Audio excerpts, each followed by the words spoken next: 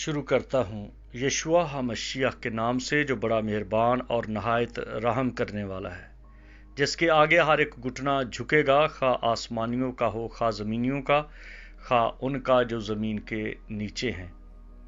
MCM university کے تمام students اور مبارک منسٹری کے ساتھ شامل خدمت میں بھائی بہنیں اور عالمگیر کلیسیا کو سلام، شالوم، جے مسیح کی۔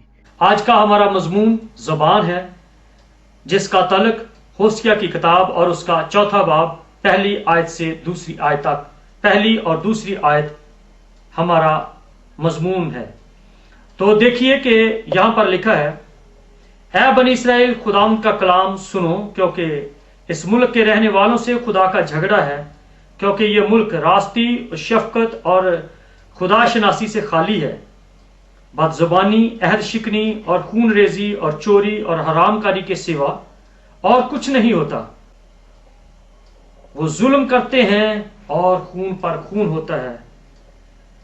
خدا اس بات کے بارے میں اپنے بندہ ہوسیا نبی سے ہم کلام ہوتا ہے۔ یہ 800 قبل از مسیح یہ کتاب لکھی گئی۔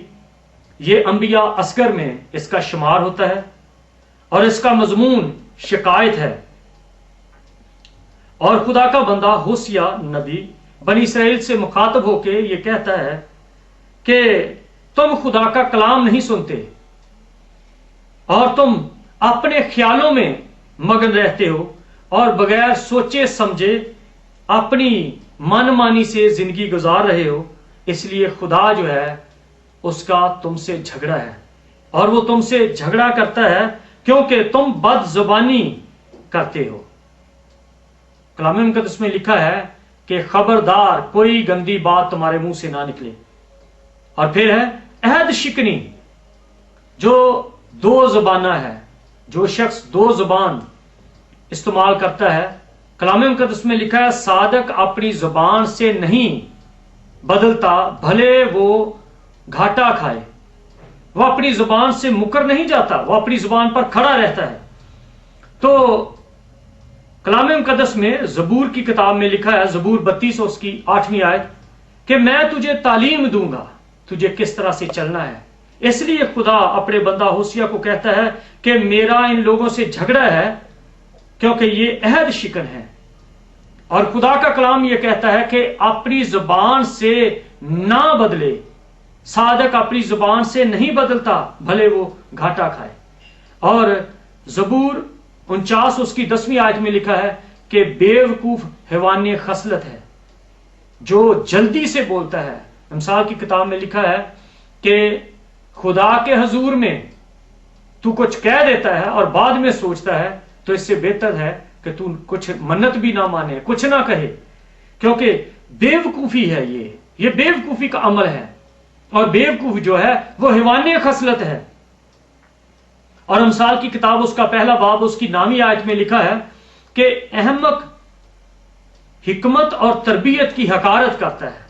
وہ نہیں سمجھ، وہ کہتے ہیں وہ کوئی بات نہیں، کسی کے ساتھ بس اس کو باتوں میں کھلاؤ، اس کو صرف باتوں سے خوش کرو، جبکہ خدا کا کلام کہتا ہے کہ عہد شکنی، جو زبان کسی کو دی جاتی ہے اس کو بدل دینا خدا اس کو پسند نہیں کرتا۔ کیونکہ مرکز کی انجیل میں لکھا ہے، اس کا 7واں باب اس کی 21ویں آیت میں، کیونکہ اندر سے برے خیال نکلتے ہیں جو آدمی کو ناپاک کرتے ہیں۔ یہ خیالات کا جو تعلق ہے وہ اندر سے ہے۔ اور عہد شکنی کرنا اور عہد بدل دینا یا عہد کی طاقت کو نہ سمجھنا، یہ خدا کی اہانت ہے۔ بائبل مقدس جو ہے یہ 2 عہد ہیں، پرانا عہد نامہ اور نیا عہد نامہ۔ پرانا عہد نامہ جو ہے وہ بھی جو خدا کہتا تھا اور اس کے لوگوں کو بتاتے تھے، اس عہد کو قلم بند کیا گیا۔ اور آج کا جو عہد ہے، جو ہمارا معاشرتی عہد ہے، جو ہمارا کلیسیائی عہد ہے، جس کا تعلق ہم آپس میں ایک کلیسیائی کلچر میں رکھتے ہیں، تو اس میں ہم کس طرح سے اپنا خیال اور اپنی زبان اور اپنی سوچ استعمال کرتے ہیں۔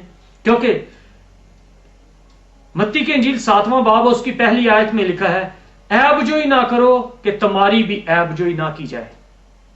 हम अपनी जुबान को किस तरह से इस्तेमाल करते हैं? क्या खुदा के साथ अहद करने से, या ऐबजोई करने से, या हैवाने खसलत हो जाते हैं इसी जुबान से, या परवाह नहीं करते किसी बात की? क्योंकि अमसाल की किताब 8वें बाब की 6वीं आयत से शुरू करके 8वीं आयत तक पढ़े तो लिखा है, सुनो क्योंकि मैं लतीफ बातें कहूंगी। यह खुदा की रूह की बात है, हिकमत की बात है। सुनो कि मैं लतीफ बातें कहूंगी। जो सुनेगा वो अमल करेगा, और जो अमल करेगा उसकी जुबान में, उसके ख्यालात में एक तसलसल आ जाएगा। वो अपने हर लफ्ज को, अपने हर लफ्ज की अहमियत को वो समझेगा। अहद शिकनी एक बहुत बड़ा गुनाह है, और अहद शिकनी हमारी जुबान इसमें इन्वॉल्व है, हमारी जुबान का इसमें अमल है, हमारी सारी शख्सियत का अमल दखल है।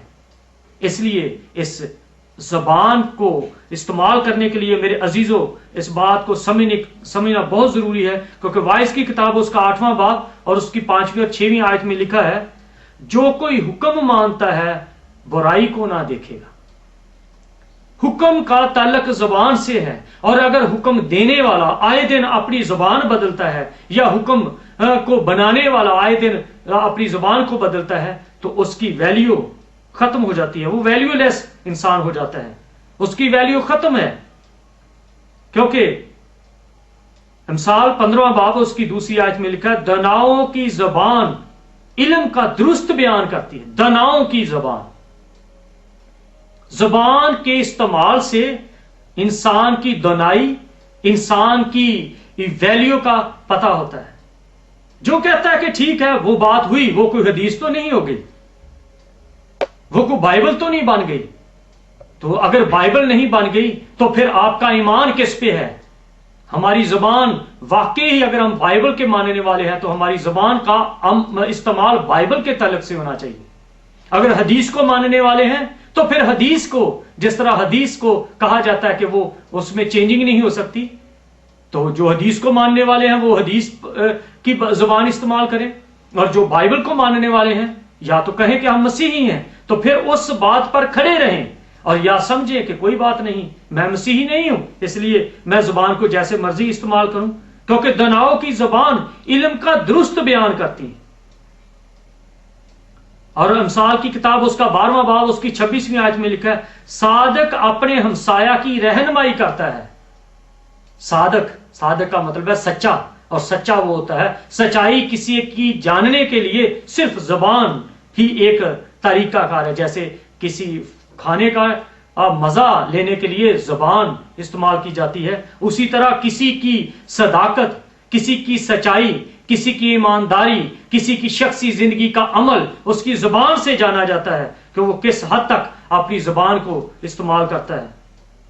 अमसाल की किताब 19वां बाब उसकी 9वीं आयत में लिखा है, झूठा गवाह बेसजा ना छूटेगा। झूठा गवाह, खुदा की तरफ से भी होशिया की किताब में लिखा है कि खुदा का झगड़ा है उन लोगों से जो अपनी जुबान का सही तौर पे इस्तेमाल नहीं करते। इसलिए मेरे अजीजों, इस बात को सामने रखें और सोचें कि हम किस बात की अहमियत को अपने सामने रखते हैं, क्या खुदा के कलाम को, या हैवाने खसलत लोगों को, या हम खुदा के लोग हैं या हैवाने खसलत हैं। अगर ऐसा नहीं है तो खुदा का शुक्र है, और अगर खुदा के लोग हैं तो जरूर अपनी जुबान को ठीक तौर पे इस्तेमाल करें। God bless you.